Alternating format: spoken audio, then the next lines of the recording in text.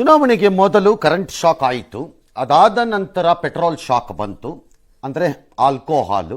ಈಗ ಹಾಲಿನ ಶಾಕ್. ಈಗ ಇದನ್ನು ಶಾಕ್ ಎಂದು ರಾಜ್ಯ ಸರ್ಕಾರ ಬಣ್ಣಿಸಲು ತಯಾರಿಲ್ಲ.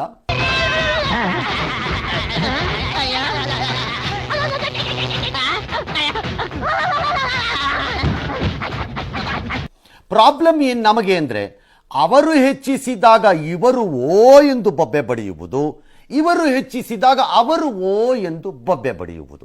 ಇಷ್ಟೇ ನಾಟಕಕಾರರ, ಅದ್ಭುತ ಕಲಾಕಾರರ ಮಂಡಳಿ ನಮ್ಮ ರಾಜಕಾರಣಿಗಳು ಎಲ್ಲರನ್ನೂ ಸೇರಿಸಿ.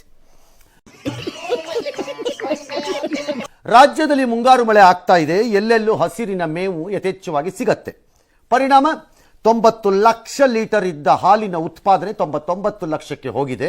ನಾನು ನಂದಿನಿ ಪಾಕೆಟ್ ಬಂದಿನಿ, ಕೈಲಿ ಇಡ್ತೀನಿ, ಬೆಳಗ್ಗೆ ಕಾಫಿ ಹಾಕ್ತೀನಿ.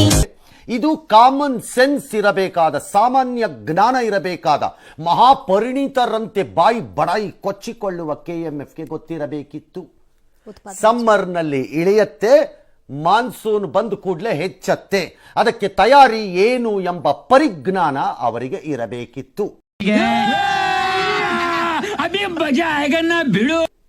ಆದರೆ ಅವರಿಗಿಲ್ಲ, ಅಥವಾ ಅವರಿಗೆ ಬೇಕಾಗಿಲ್ಲ.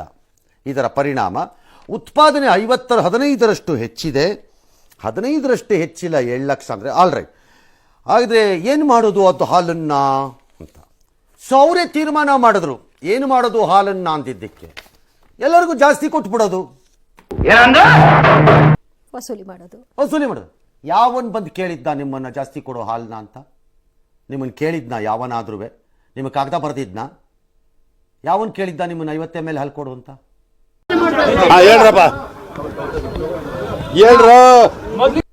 ಉತ್ಪಾದನೆ ಆದಾಗ ಏನ್ ಮಾಡ್ಬೇಕು? ನಿಮ್ಮ ಹಣೆ ಬರಹ ಅದು. It is your problem, it is not our problem. Actually ಗ್ರಾಹಕರದಲ್ಲ ಅದು ಪ್ರಾಬ್ಲಮ್, ನಿಮ್ ಪ್ರಾಬ್ಲಮ್ ಅದು. ಪ್ರತಿ ಪ್ಯಾಕೆಟ್ಗೆ 50 ml ಹೆಚ್ಚುವರಿ ಹಾಲನ್ನು ಕೊಡೋದ್ರ ಜೊತೆಗೆ 2 ರೂಪಾಯಿ ಹೆಚ್ಚಿಸ್ಕೊಂಡ್ರು. ಹೇಗೆ 50 ml ಗೆ 2 ರೂಪಾಯಿ ಬಂದು ಕೊರಾಲೇಟ್ ಆಗುತ್ತೆ ಎಕನಾಮಿಕಲಿ?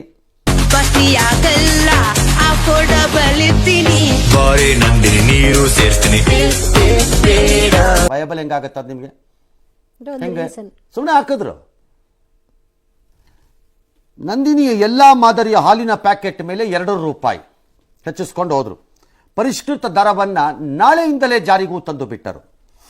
ಕಳೆದ ವಾರವಷ್ಟೇ ಪೆಟ್ರೋಲ್ ಡೀಸೆಲ್ ಬೆಲೆ ಹೆಚ್ಚಿಸಲಾಗಿತ್ತು.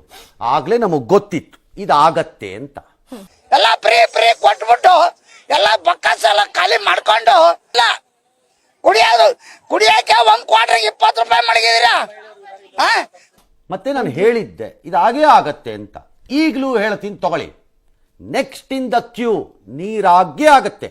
ನೆಕ್ಸ್ಟ್ ಅದಾದ ಕೂಡಲೇ ಅಥವಾ ಹಿಂದೆ ಮುಂದೆ ಬಸ್ಸು ಆಗೇ ಆಗತ್ತೆ. ಬರೆದಿಟ್ಕೊಳ್ಳಿ. ಅದಕ್ಕೆ ತಯಾರಿ ಮಾಡಿ 1 ತಿಂಗಳು ಹಿಂಗಾಗ್ಬೋದು, 1 ತಿಂಗಳು ಹಂಗಾಗ್ಬೋದು, ಅಷ್ಟೇ ವ್ಯತ್ಯಾಸ. ಆಗೇ ಆಗತ್ತೆ. ಅಷ್ಟೊತ್ತಿಗೆ ಇನ್ನೊಂದು ರೌಂಡ್ ಪವರ್ ರೈಸ್ ಆಗಿ ಕರೆಂಟ್ಗೆ ಮತ್ತೆ ಸೆಕೆಂಡ್ ರೌಂಡ್ ಬರುತ್ತದು. ಬೇರೆ ದಾರಿನೇ ಇಲ್ಲ, ಬಂದೇ ಬರುತ್ತೆ. ಈಗ ನಮ್ದಕ್ಕೆ ಏನ್ ಮಾಡೋದು? ಸರಿ, ಇಷ್ಟು ದಿನಕ್ಕೆ ಅಗ್ಗದ ಮದ್ಯ ದುಬಾರಿ ಆಗಿತ್ತು. ಕುಡೀರಿ ಬೇಕಿದ್ರೆ. ಇಲ್ಲ ಈಗ ಹಾಲು ಕುಡಿಬೇಕಾ, ಒಂದು ಸ್ವಲ್ಪ ಎಕ್ಸ್ಟ್ರಾ ಕೊಟ್ಟು ಕುಡೀರಿ ಹಾಲು. ಹಾಲು ಕುಡ್ದ ಮಕ್ಳೇ ಬದುಕಲ್ಲ, ಇನ್ನು ಎಣ್ಣೆ ಹೊಡೆದ ಉಳಿತವ. ಅಡ್ವರ್ಟೈಸ್ಮೆಂಟ್ ಕೊಡ್ತಾರೆ, ಬೆಲೆ ಏರಿಕೆ ಮಾಡಿಲ್ಲ. ಹಾಲಿನ ಕ್ವಾಂಟಿಟಿ ಕೊಡ್ತಿದ್ರಲ್ಲ, ಕ್ವಾಂಟಿಟಿ ಹೆಚ್ಚು ಮಾಡಿದ್ದಾರೆ.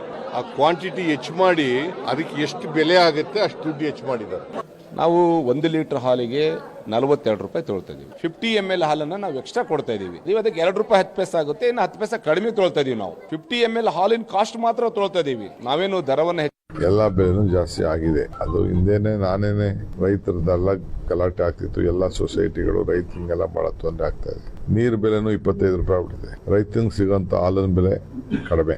ಅದು ಇವತ್ತು ವಿಶ್ವದಲ್ಲೇ ತೈಲ ಬೆಲೆ 40% ಇಳಿಕೆಯಾಗಿದೆ. ಯಾಕೆ ಕೇಂದ್ರ ಸರ್ಕಾರ ಬೆಲೆ ಕಮ್ಮಿ ಮಾಡ್ತಾ ಇಲ್ಲ? ಅದು ಕೇಳಿದ್ದು ಉತ್ತರ ಕೊಡ್ರಿ ಅಂದ್ರೆ ಯಾವ್ದೋ ಕೊಡ್ತಾರ ಅವರೊಬ್ರು.